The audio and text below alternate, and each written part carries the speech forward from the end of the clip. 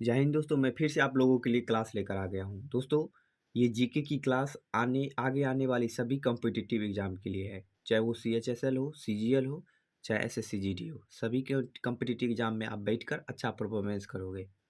दोस्तों, मैं आप लोगों के साथ रेगुलर क्लास ले रहा हूँ। अगर मेरे पीछे का क्लास नहीं देखे हैं तो कृपया उस क्लास को फिर जाकर देखें। मैं बहुत कुछ करवा चुका हूँ पीछे, और मैं पिछली क्लास में ही बताया था कि किस राज्य में, किस स्टेट में कौन सी फेस्टिवल सेलिब्रेट की जाती है। जैसे कि राजस्थान में गणगौर और तीज फेस्टिवल सेलिब्रेट की जाती है। जैसे तमिलनाडु में पोंगल और थाईपुसम, तमिलनाडु में, तेलंगाना में बोनालू या बथुकम्मा फेस्टिवल सेलिब्रेट की जाती है। तो मैं ये सभी करवा चुका हूँ। दोस्तों, अगर मेरे चैनल पर पहली बार आप लोग आए हैं तो कृपया चैनल को सब्सक्राइब कर दें और लाइक कर दें। तो चलिए आज की क्लास की शुरुआत करते हैं। अपनी नेक्स्ट स्लाइड ले लेते हैं। तो दोस्तों, अपना नेक्स्ट स्लाइड आ चुका है। पिछली क्लास में वायसराय के बारे में पढ़ चुके हैं। पिछली क्लास में वायसराय के बारे में पढ़ चुके हैं और गवर्नर जनरल के बारे में भी पढ़ चुके हैं। तो नेक्स्ट वायसराय भारत के कौन है? तो नेक्स्ट वायसराय है भारत के चार्ल्स लॉर्ड चेम्सफोर्ड। ऐसे याद रखें कि भारत के नेक्स्ट वायसराय कौन है? चार्ल्स जेम्स फोर्ड, जो 1921 से लेकर 1921 तक रहते हैं। अगस्त 1917 की घोषणा, रोलैक्ट एक्ट 1919, मोंटेग्यू चेम्सफोर्ड, मोंटेग्यू, थोड़ा पेन का मैं डिप कर लेता हूँ। मोंटेग्यू चेम्सफोर्ड सुधार पारित किया गया। जलियांवाला बाग हत्याकांड इन्हीं के टाइम में हुआ था। जलियांवाला बाग हत्याकांड। गैर गैर सहयोग गैर सहयोग गैर सहयोग खिलाफत आंदोलन 1919 के, ये सभी महत्वपूर्ण घटनाएं लॉर्ड लॉर्ड चेम्सफोर्ड के समय हुआ था। जो उनका टाइम पीरियड कब से कब तक रहता है? 1916 से लेकर 1921 तक। दोस्तों, मैं बता दूं, रोलैक्ट एक्ट जो 1919 है, जिसे काला कानून भी कहा जाता है। ये कानून बिना वकील, बिना दलील और बिना अपील का कानून कहा जाता है। ये राष्ट्रीय आंदोलन को कुचलने के लिए लाया गया कानून था। रोलैक्ट एक्ट 1919, यानी ये कानून कब लाया गया था? 26 जनवरी 1919 को लाया गया था। और ये जलियांवाला बाग हत्याकांड, इसी कानून के विरुद्ध में लोग एक जगह इकट्ठा हुए थे, तो जलियांवाला बाग हत्याकांड हो गया था। जनरल डायल ने गोलियां चलवा दी थी। जलियांवाला बाग हत्याकांड कब हुआ था? 13 अप्रैल 1919 को। जो मैस केयर मीन्स से होता है नरसंहार। ये जो नरसंहार हुआ था 13 अप्रैल 1919 को हुआ था। आई होप कि इसे आप लोग याद कर लेंगे। नेक्स्ट वायसराय है लॉर्ड रीडिंग। लॉर्ड रीडिंग कब से कब तक रहते हैं? 1921 से लेकर 1926 तक रहते हैं। दोस्तों, चोरी चोरा जो इंसिडेंट होता है, घटना, ये कब होता है? Formation of Swaraj party, Ahmedabad session of INS held in 1921। यानी चोरा चोरी घटना और स्वराज पार्टी की स्थापना, ये अहमदाबाद सेशन, ये लॉर्ड रीडिंग के टाइम में होता है। चोरा चोरी घटना, ये ऐसी घटना है, ये घटना 4 फरवरी 1922 को हुआ था, जिसमें 22 पुलिसकर्मियों को पुलिस में जला दी गई थी। और स्वराज पार्टी, ये चित्तरंजन दास और मोतीलाल नेहरू के द्वारा बनाई गई पार्टी थी, जो 1 जनवरी 1923 में बनाई गई थी। तो आप आयोग की आप इस डेटा को भी अपने कॉपी में नोट कर लेंगे और याद करेंगे। तो दोस्तों, चलिए अपना नेक्स्ट स्लाइड लेते हैं। अब अपना नेक्स्ट स्लाइड आ चुका है, आगे पढ़ते हैं। लॉर्ड इरविन, उसके बाद कौन बनते हैं भारत के वायसराय? लॉर्ड इरविन बनते हैं भारत के viceroy. Simon commission Simon commission, Dandi march, civil disobedience movement और गांधी इरविन पैक्ट, यानी गांधी इरविन समझौता, फर्स्ट राउंड टेबल, ये सभी होता है लॉर्ड इरविन के टाइम में। दोस्तों, साइमन कमीशन कब बना? 8 नवंबर 1927 को साइमन कमीशन बना था। और साइमन कमीशन भारत कब आया था? तो साइमन कमीशन 3 फरवरी 1928 को भारत आया था। आप लोग इसे भी याद रखेंगे कि साइमन आयोग कमीशन कब बना, 8 नवंबर 1927 को बना, और साइमन कमीशन भारत आया 3 फरवरी 1928 को। ये भी याद रखेंगे। और ये भी याद रखेंगे कि सिविल डिसओबीडियंस मूवमेंट जो है, सविनय अवज्ञा आंदोलन, सविनय सविनय अवज्ञा आंदोलन, ये कब शुरू हुआ था दोस्तों? तो ये 12 मार्च 1930 को शुरू हुआ था। गांधी इरविन समझौता, गांधी इरविन समझौता कब होता है? तो 5 मार्च 1931 को गांधी इरविन समझौता होता है, यानी गांधी इरविन पैक्ट होता है। चलिए आगे देखते हैं। उसके बाद है Lord Willingdon. Lord Willingdon Lord Willingdon 1931 से लेकर 1936 तक रहते हैं भारत के वायसराय। पूना पैक्ट होता है। उसके बाद दूसरा और तीसरा गोलमेज सम्मेलन, यानी सेकेंड और थर्ड राउंड टेबल कॉन्फ्रेंस होता है।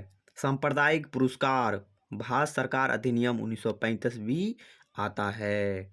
किसके टाइम में? तो लॉर्ड विलिंगडन के टाइम में आता है। फर्स्ट राउंड टेबल दोस्तों कॉन्फ्रेंस कब हुआ था? फर्स्ट राउंड टेबल कॉन्फ्रेंस 12 नवंबर 1930 से लेकर 30 जनवरी 1931 तक चला।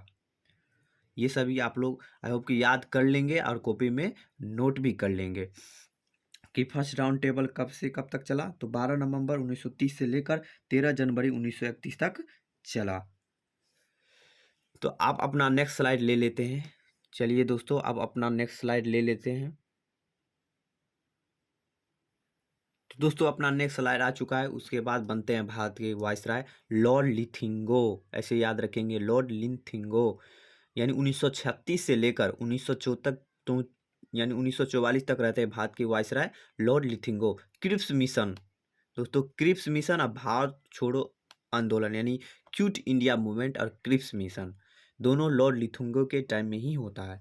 दोस्तों ये मैं बता दूं कि क्विट इंडिया मूवमेंट यानी भारत छोड़ो आंदोलन कब हुआ था? तो भारत छोड़ो आंदोलन की शुरुआत 8 अगस्त 1942 से हुई थी। आप इस डेटा को अपनी कॉपी में नोट कर लें और इसे याद कर लें। ये एग्जाम में कई बार पूछा जाता है। उसके बाद भारत के वायसराय कौन बनते हैं? Lord Wavell. याद रखेंगे, लॉर्ड वेवेल बनते हैं भारत के वायसराय, यानी 1944 से लेकर 1947 तक रहते हैं Lord Wavell. Shimla conference, Shimla conference यानी शिमला सम्मेलन और कैबिनेट मिशन प्लान, ये दो बड़ी घटनाएं लॉर्ड वेवेल के टाइम में होती है। Cabinet mission plan. उसके बाद आते हैं लॉर्ड माउंटबेटन। दोस्तों अब हम लोगों की आखिरी ब्रिटिश वायसराय आ गए हैं, यानी कि मार्च 1947 से अगस्त 1947 तक ही रहते हैं लॉर्ड माउंटबेटन भारत के viceroy. Last viceroy and first governor general of free India, यानी अब हम लोग आज़ाद हो चुके हैं ब्रिटिश ईस्ट इंडिया कंपनी से और अंग्रेज़ों से, हम लोगों ने आज़ादी पा ली है। तो भारत के प्रथम गवर्नर जनरल कौन थे? तो लॉर्ड माउंटबेटन थे। ऐसे याद रखेंगे कि इंडिया इंडिपेंडेंट एक्ट, भारत स्वतंत्रता अधिनियम भी आया था, लॉर्ड माउंटबेटन के द्वारा लाया गया था। He was succeeded by the C Rajagopalachari who was the last governor general of free India. भारत के लास्ट गवर्नर जनरल कौन थे? सी राजागोपालाचारी, यानी भारत के फर्स्ट गवर्नर जनरल। ऐसे भी याद रखेंगे। मुक्त भारत के अंतिम गवर्नर जनरल थे, द्वारा उन्होंने उत्तराधिकारी बनाया गया था। तो दोस्तों अब हम लोगों ने गवर्नर जनरल और वायसराय दोनों के बारे में पढ़ चुके हैं। तो अब हम लोग अपनी नेक्स्ट स्लाइड लेते हैं। तो अपना नेक्स्ट स्लाइड आ चुका है, जैसा कि स्लाइड पर दिख रहा होगा। History according to time period यानी टाइम पीरियड के अनुसार डिवाइडेड इनटू 3 पार्ट। हिस्ट्री को कितने पार्ट में बांटा गया है? 3 पार्ट में बांटा गया है। एंशियंट पीरियड, जिसको प्राचीन काल कहते हैं, मिडिल एज यानी मिडाइवल, जिसे आधुनिक काल, और मॉडर्न एरा सॉरी दोस्तों, मिडिल एज यानी मध्यकालीन भारत यानी मध्यकालीन इतिहास, और मॉडर्न एरा यानी कि आधुनिक इतिहास, यानी भारत के प्राचीन इतिहास, मध्यकालीन इतिहास और मॉडर्न इतिहास के बारे में पढ़ेंगे। तो दोस्तों सबसे ज़्यादा एग्ज़ाम में जो क्वेश्चन बनता है वो मॉडर्न एरा से ही बनता है, आधुनिक काल से, आधुनिक इतिहास से, जो हम लोग आधुनिक इतिहास पढ़ रहे हैं। आप लोगों को एग्ज़ाम में इसी मॉडर्न एरा से अधिक क्वेश्चन आएगा। इस मिडिल एज और एंशिएंट एज से बहुत ही कम क्वेश्चन बनता है। तो जो कभी बनता भी है और कभी नहीं भी बनता है, 1 या 2 मार्क्स का कभी हो सकता है, क्योंकि इस दोनों से कम ही पूछा जाता है। कभी बनता भी है, कभी नहीं बनता है। तो दोस्तों मैं अभी मॉडर्न एरा ही पढ़ा रहा हूँ। तो ब्रिटिश, अब हम लोग पढ़ेंगे ब्रिटिश एक्ट्स, यानी ब्रिटिशों के द्वारा लाई गई अधिनियम और पॉलिसीज, नीतियाँ, जैसे कि इंडियन काउंसिल एक्ट 1919 का इंडियन काउंसिल एक्ट, ब्रिटिशों ने क्या लाया था 1919 में? Indian council act. इस इसको भी पढ़ेंगे। उसके बाद Montagu Chelmsford reforms 1919, Montagu Chelmsford सुधार 1919, ये भी पढ़ेंगे। उसके बाद ये भी पढ़ेंगे गवर्नमेंट ऑफ इंडिया एक्ट 1935। उसके बाद पढ़ेंगे Indian independence act 1947, Indian India independence act 1947। दोस्तों मैं बता दूं कि ये जो 1935 का जो एक्ट है, अभी भी बहुत सारे अधिनियम हमारे संविधान में है, यानी 1935 का ही अधिनियम हमारे संविधान में अभी भी है, जिसे संशोधन करके एक न्यू संविधान कॉन्स्टिट्यूशन बनाया गया 1935, गवर्नमेंट ऑफ इंडिया एक्ट 1935 को ही लेकर। तो दोस्तों आप अपना नेक्स्ट स्लाइड लेते हैं। ये क्लास अपनी लंबी हो जाएगी, तो नेक्स्ट मैं अगली क्लास में बताऊंगा।